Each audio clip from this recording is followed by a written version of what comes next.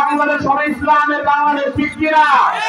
আগামীর বাংলাদেশ হবে কোরআনের বাংলাদেশ, ঠিক কিনা?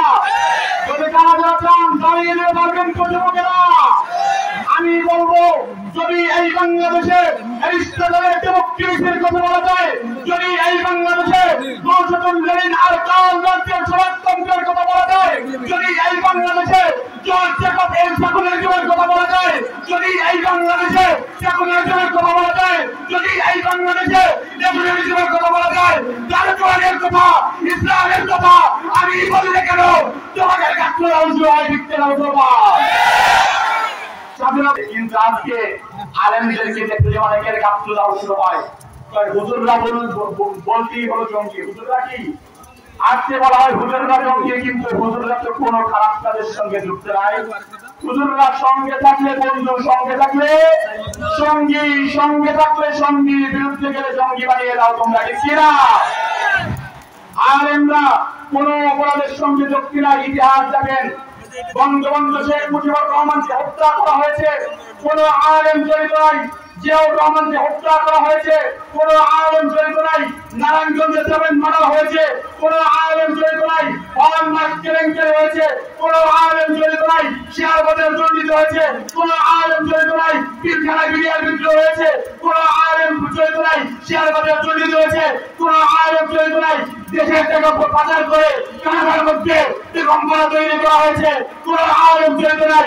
এরপরেও যারা আলেমদেরকে জঙ্গি বলবে, বুঝতে হবে ওরা পিতৃ পরিচয়হীন, যার সন্তান বিক্রিয়া হতে আলেমদের পক্ষে থাকতে পারবেন তো মুসলমান? কারা কারা পারবো? আল্লাহকে দেখায়। বিরক্ত হয়ে গেছেন নাকি ভাইরা? আর কি 10 মিনিট থাকা যাবে? আর 10 মিনিট থাকতে পারবেন তো? এরপরে আমাদের প্রিয় শায়েখ চলে আসবে, আমি 10 মিনিটের মধ্যে ইনশাআল্লাহ শেষ করবো। যে আলোচনাটা আসার সময় করার ছিল বলেছি, আমি ওটা বলে শেষ করছি। যেহেতু আমি অন্যান্য ধর্ম নিয়ে লেখাপড়া করছি, আমি ফারেক হওয়ার পরে যেখানে মুফতি বলি সেখানে মুফতিদের পড়াচ্ছি, পাশাপাশি আমি ফারেক হওয়ার পরে বিভিন্ন ধর্ম নিয়ে লেখাপড়া করছি। এর সময় একবার অন্যান্য ধর্মের ধর্মীয় গুরুদের সঙ্গে আমার এক কনফারেন্সের মধ্যে দেখা হলো।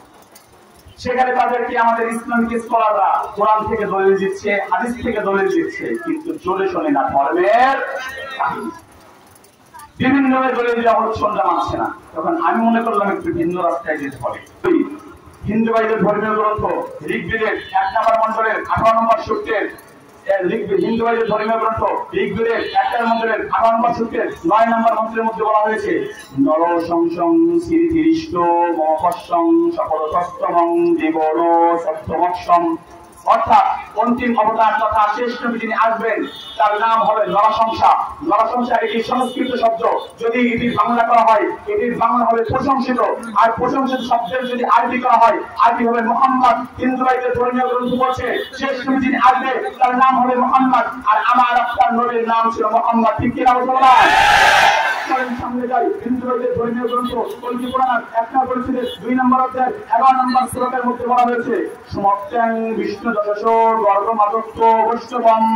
অর্থাৎ অন্তিম অবতার তথা শেষ নবী যিনি আসবেন তার বাবার নাম হবে বিষ্ণুদশা। বিষ্ণুদশা এটি সংস্কৃত শব্দ, যদি এটির বাংলা করা হয় এটির বাংলা হবে প্রভুর গোলাম, আল্লাহর গোলাম, সৃষ্টিকর্তার গোলাম। আর এই শব্দের যদি আরবি করা হয় আরবি হবে আব্দুল্লাহ। হিন্দু ভাইদের ধর্মীয় গ্রন্থ বলছে শেষ নবী যিনি আসবেন তার বাবার নাম হবে আব্দুল্লাহ, আর আমার আপনার নবীর বাবার নাম ছিল আব্দুল্লাহ, ঠিক কিনা মুসলমান?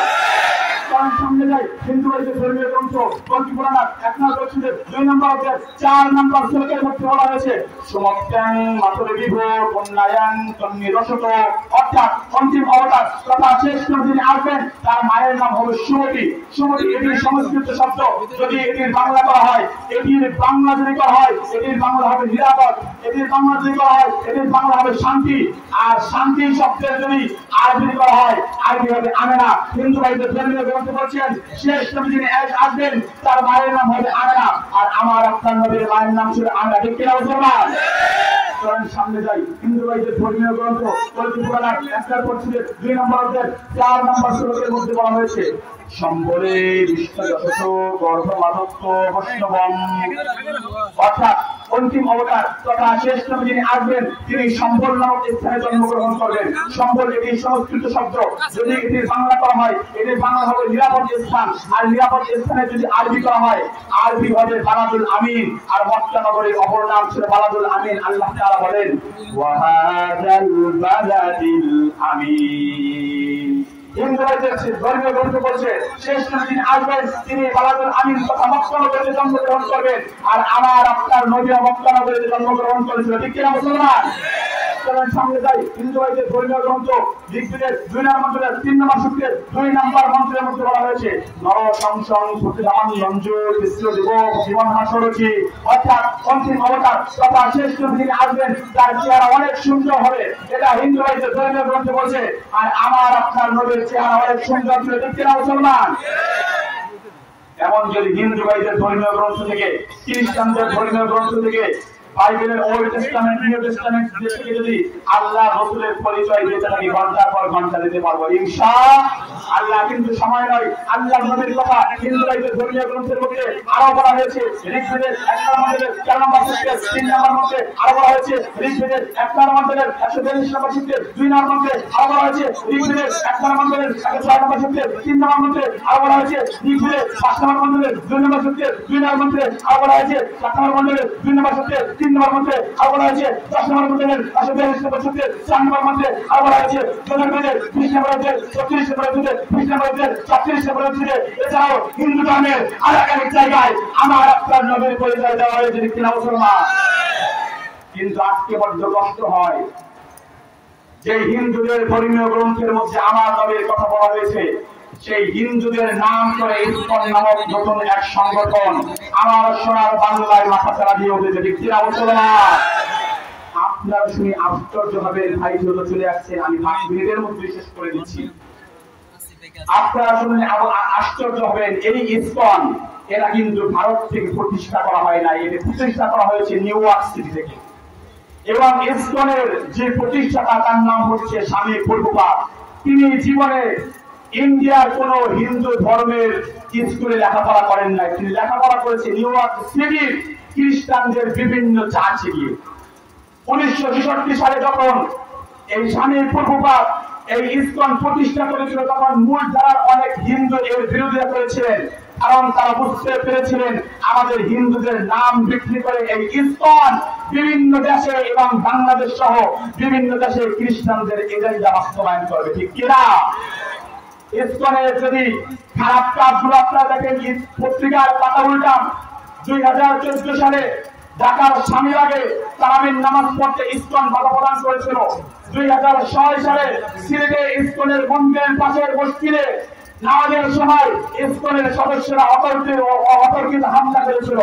আপনি যদি পত্রিকার পাতা উল্টান 2016 সালে ইসকনের বিরুদ্ধে মসজিদের ইমাম ফেসবুকে স্ট্যাটাস দেওয়ার কারণে তাকে হত্যা করেছিল। আলোচিত হত্যা আবদার ফাহাদ হত্যা মামলার প্রধান যে আসামি তিনিও ইসকনের সদস্য ছিল। ঠিক কিনা মুসলমান? একজন আমরা বলতে চাই, সর্বশেষ অ্যাডভোকেট আরিফকে ইসকনের সদস্যরা হত্যা করেছে। আমাদের টঙ্গীর মসজিদের ইমামকে ইসকনের সদস্যরা গুম করতে চেয়েছিল, তারা পারে নাই। ঠিক কিনা?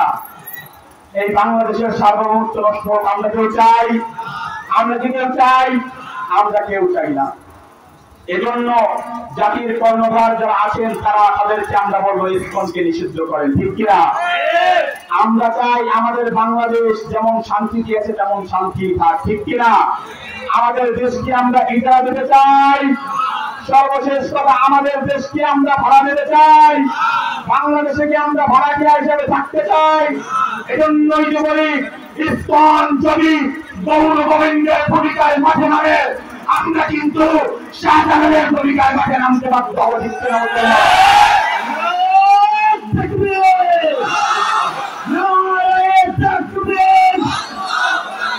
ইসলামের সূত্ররাজ